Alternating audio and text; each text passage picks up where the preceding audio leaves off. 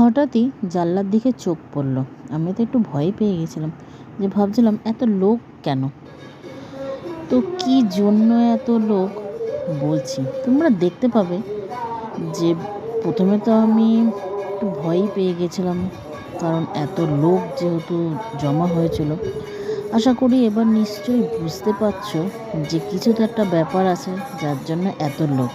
হ্যাঁ, আজ হলো উল্টো রথ।